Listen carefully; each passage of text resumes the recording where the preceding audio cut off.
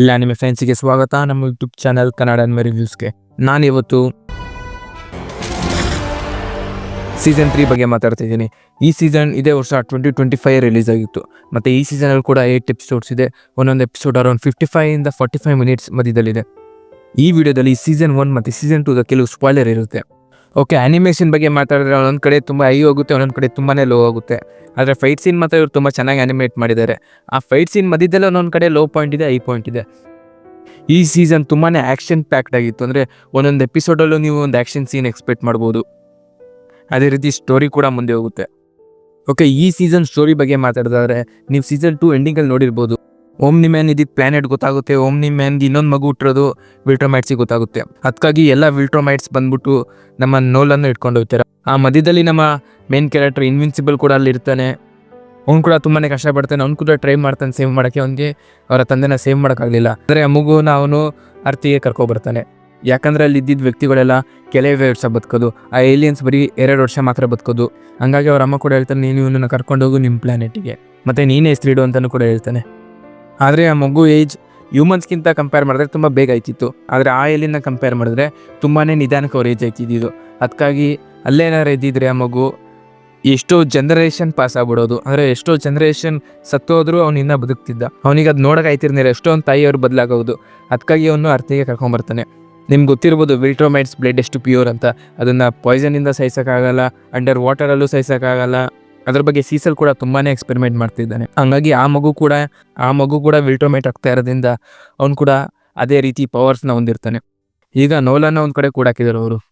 ಮತ್ತು ಓಮ್ನಿ ಮ್ಯಾನ್ನ ಅಷ್ಟು ತೋರಿಸೋದೇ ಇಲ್ಲ, ಎಂಡಿಂಗಲ್ಲಿ ತೋರಿಸ್ತಾರೆ. ಎಂಡಿಂಗಲ್ಲಿ ಏನೋ ಒಂದು ವಿಚಾರ ನಡೆಯುತ್ತೆ, ಆ ಟೈಮಲ್ಲಿ ನೋಲನ್ನ ತೋರಿಸ್ತಾರೆ.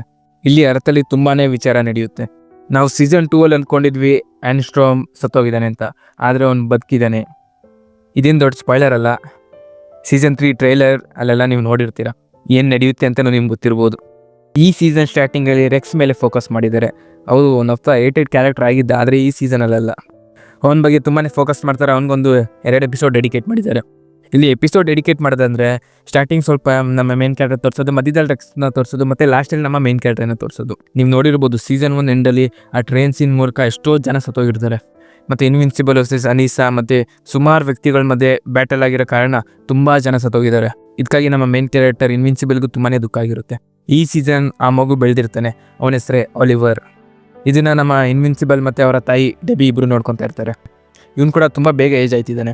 ಇವನಿಗೊಂದು ಪವರ್ ತುಂಬ ಬೇಗನೆ ಸಿಕ್ತು. ಇಲ್ಲಿ ಸಮಂತ ಬಗ್ಗೆ ಮಾತಾಡೋದಾದರೆ, ಅವಳು ತನ್ನ ಅಟಾಮಿಕ್ ಎಬಿಲಿಟೀಸಿಂದ ವಾಪಸ್ ಬಿಲ್ಡಿಂಗ್ ಎಲ್ಲ ಕಟ್ಕೊಡ್ತಿರ್ತಾಳೆ. ಆದರೆ ಬಿಲ್ಡಿಂಗ್ ಕೆಲವೇ ಕ್ಷಣದಲ್ಲಿ ಬಿದ್ದೋಗುತ್ತೆ, ಯಾಕಂದರೆ ಆರ್ಕಿಟೆಕ್ಚರ್ ನಾಲೆಜ್ ಇಲ್ಲ. ಆ ಆರ್ಕಿಟೆಕ್ಚರ್ ನಾಲೆಜ್ಗೋಸ್ಕರ ಅವಳು ವಾಪಸ್ ಕಾಲೇಜಿಗೆ ಹೋಗ್ತಾಳೆ. ಅವಳು ಸೂಪರ್ ಹೀರೋ ಕೆಲಸನ ಬಿಟ್ಟು ಮತ್ತೆ ಕಾಲೇಜಿಗೆ ಹೋಗ್ತಾಳೆ. ಇಲ್ಲಿ ಸೀಸಲ್ ಬಗ್ಗೆ ನಾನು ಮಾತಾಡಲೇಬೇಕು. ಅವನ ಬ್ಯಾಕ್ ಸ್ಟೋರಿ, ಅವ್ನು ಯಾವ ರೀತಿಯಲ್ಲಿ ಫಸ್ಟ್ ಎಂಪ್ಲಾಯ್ ಕೆಲಸ ಮಾಡ್ತಿದ್ದ, ಈಗ ಯಾವ ಪೊಸಿಷನಿಗೆ ಬಂದಿದ್ದಾನೆ, ಆ ಪೊಸಿಷನ್ ಬರ್ಬೇಕಾದ್ರೆ ಅವ್ನು ಏನೇನು ಕಷ್ಟಗಳನ್ನ ಎದುರಿಸ್ಬೇಕಾಗಿತ್ತು. ಇಲ್ಲಿ ಒಂದು ಸೀನಲ್ಲಿ ನಮ್ಮ ಮೇನ್ ಕ್ಯಾರೆಕ್ಟರ್ ನಮ್ಮ ಸೀಸಲ್ ಮೇಲೆ ತುಂಬಾ ಕೋಪಗೊಂಡು ಅವನೇನು ಸಾಯಿಸೋಕ್ಕೆ ಹೋಗ್ತಾ ಇರ್ತಾನೆ. ಆದರೆ ಕೆಲವೊಂದು ಫ್ಯಾಕ್ಟರ್ ವೀಕ್ನೆಸ್ನ ಸೀಸಲ್ ಕಂಡಿಟ್ಕೊಂಡಿರ್ತಾನೆ, ಅದ್ರ ಮೂಲಕ ತಪ್ಪಿಸ್ಕೊತಾನೆ. ಇಲ್ಲಿ ನಮ್ಮ ಮೇನ್ ಕ್ಯಾರೆಕ್ಟರ್ ಪ್ರಕಾರ ಯಾವ ವ್ಯಕ್ತಿ ತಪ್ಪು ಮಾಡಿರ್ತಾನೆ ಅವನನ್ನು ಜೈಲಿಗೆ ಹಾಕಬೇಕು, ಮತ್ತು ಅವನನ್ನು ಯಾವುದೇ ಕಾರಣಕ್ಕೂ ಬಿಡುಗಡೆ ಮಾಡಬಾರ್ದು. ಆದರೆ ಸೀಸಲ್ ಪ್ರಕಾರ ಯಾವ ವ್ಯಕ್ತಿ ತಪ್ಪು ಮಾಡಿರ್ತಾನೆ ಅವನನ್ನು ನಾವು ಯೂಸ್ ಮಾಡ್ಕೋಬೋದು ನಮ್ಮ ರಕ್ಷಣೆಗೋಸ್ಕರ. ಅಂದರೆ ಅವನು ಜೈಲಲ್ಲಿರ್ತಾನೆ, ಆವಾಗ ಎಮರ್ಜೆನ್ಸಿ ಬರುತ್ತೆ, ಅವನ ಬ್ರೈನ್ ನಾಲೆಜ್ ಯೂಸ್ ಮಾಡ್ಕೊಂಡು ಅವ್ನು ಕೆಲಸ ಮಾಡ್ಬೋದಲ್ಲ, ಅವನ ಕೈಲಿ ಕೆಲಸ ಮಾಡ್ತಾನೆ ಅಂತ ನಮ್ಮ ಸೀಸಲ್ ಉದ್ದೇಶ. ಆದರೆ ನಮ್ಮ ಮೇನ್ ಕ್ಯಾರೆಕ್ಟರ್ಗೆ ಅದು ಇಷ್ಟ ಇಲ್ಲ, ಅದನ್ನು ಕೂಡ ತಡೆಯೋಕ್ಕೆ ಪ್ರಯತ್ನ ಮಾಡ್ತಾನೆ. ಆ ಬ್ಯಾಕ್ ಸ್ಟೋರಿಯಲ್ಲಿ ತೋರಿಸ್ತಾರೆ, ನಮ್ಮ ಸೀಸಲ್ ಕೂಡ ಸ್ಟಾರ್ಟಿಂಗ್ ನಮ್ಮ ಮೇನ್ ಕ್ಯಾರೆಕ್ಟರ್ ಥರನೇ ಯೋಚನೆ ಮಾಡ್ತಿದ್ದ. ಆದರೆ ಅವನಿಗೆ ಏಜ್ ಆದಮೇಲೆ ಗೊತ್ತಾಯಿತು ಅದು ತಪ್ಪು ಅಂತ. ಮತ್ತು ನಾನು ಈ ವಿಡಿಯೋದಲ್ಲಿ ಪವರ್ ಫ್ಲೆಕ್ಸ್ ಬಗ್ಗೆ ಮಾತಾಡಲೇಬೇಕು. ಇವನೊಬ್ಬನ ಹೀರೋ ಅನ್ಬೋದಾ ವಿಲನ್ ಅನ್ಬೋದಾ ಅದು ನಿಮಗೆ ಬಿಟ್ಟಿದ್ದು. ಇವನಿಗೆ ಬೇಕಾಗಿರೋದು ಒಂದೇ ವಿಚಾರ, ಅದು ಯಾಕಂದರೆ ಇವನು ತುಂಬ ಸ್ಯಾಕ್ರಿಫೈಸ್ ಆಗಿದ್ದಾನೆ. ಇವನು ಒಂದು ಸೀನಲ್ಲಿ ಹೇಳ್ತಾನೆ, ಓಕೆ ಪವರ್ ಫ್ಲೆಕ್ಸ್ ಒಂದು ಸೀನಲ್ಲಿ ಹೇಳ್ತಾನೆ, ತುಂಬ ಜನ ಸತ್ತೋಗಿದ್ದಾರೆ ಅವನಿಂದ. ಇವನ್ ಕಾರಣದಿಂದ ನೀವೆಲ್ಲ ಎದುರ್ಕೊಂಡಿರ್ಬೇಡಿ.